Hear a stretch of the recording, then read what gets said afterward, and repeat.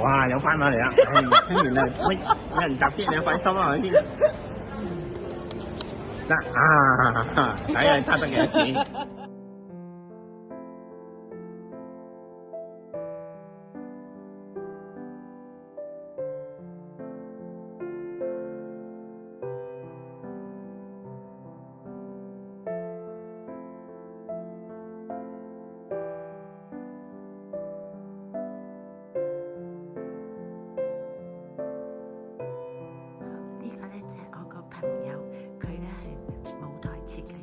我哋以前成日劇團都合作，不過佢而家嚟咗英國，咁你睇下佢平時咧就係做下呢啲手作仔啦，呢個係佢個 workshop，真係好，香港真係冇可能有，有喺你公司咯。呢一個公仔就係呢個衫咧，都係佢設計，就係鬼劇院啊，就係。